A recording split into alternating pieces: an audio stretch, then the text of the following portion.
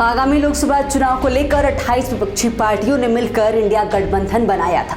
भले ही इंडिया गठबंधन लोकसभा चुनाव 2024 में एनडीए को टक्कर देने की तैयारी कर रहा हो, लेकिन 5 राज्यों के विधानसभा चुनाव उसके लिए किसी अग्नि परीक्षा से कम नहीं है। कांग्रेस समेत सभी पार्टियां भले ही चाहती हो कि इस वक्त गठबंधन के भीतर किसी तरह का मतभेद न हो, लेकिन मध्य प्रदेश में राजनीतिक मजबूरियां और यूपी में मुस्लिम वोट बैंक के चक्कर में कांग्रेस और समाजवादी पार्टी आमने सामने हो गई है।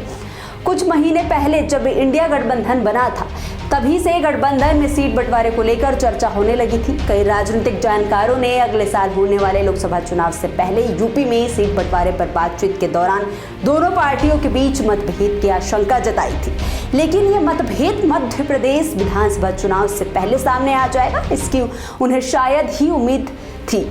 आपको बता दें, अगर सीटों का बंटवारा तय हो भी जाता है, तब भी मुस्लिम वोटों को लेकर दोनों पार्टियों के बीच मतभेद हो सकता है। यूपी के मुस्लिम वोटों की बात करें तो साल 2022 के विधानसभा चुनाव तक ज्यादातर मुस्लिम वोटरों ने समाजवादी पार्टी का समर्थन किया था, लेकिन कांग्रेस का मानना है कि हाल ही में हुए विधानसभा चुनाव में कांग्रेस के प्रदर्शन और राहुल गांधी के भारत जोड़ो यात्रा के कारण प्रदेश के मुसलमानों ने कांग्रेस पर भरोसा जताना शुरू किया है।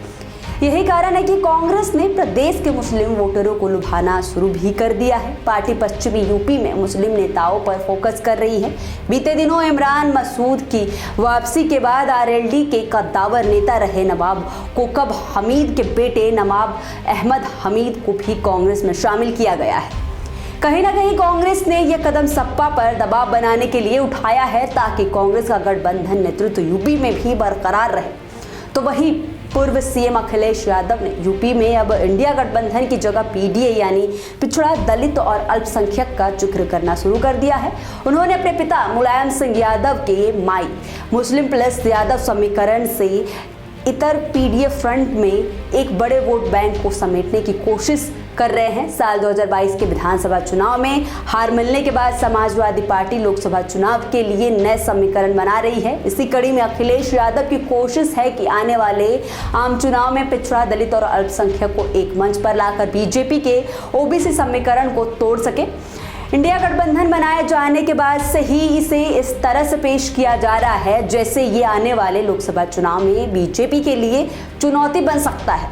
लेकिन इस बात में भी कोई दो राय नहीं है कि जब से इस गठबंधन की शुरुआत हुई है, तब से इसके भीतर तकरार की खबरें सामने आ गई हैं। कभी पीएम पद को लेकर तो कभी सीट बंटवारे को लेकर अलग अलग मंचों पर इस गठबंधन के नेता एक दूसरे से नाराजगी जताते हुए नजर आते रहे हैं। ऐसे में ये देखना दिलचस्प होगा कि पिछली बार की तरह इस बार भी विपक्षी गठबंधन टूट जाता है या फिर गठबंधन की अगुवाई करने वाले नीतीश कुमार जैसे नेता इस झगड़े को सुलझा पाने में सफल होते हैं या नहीं।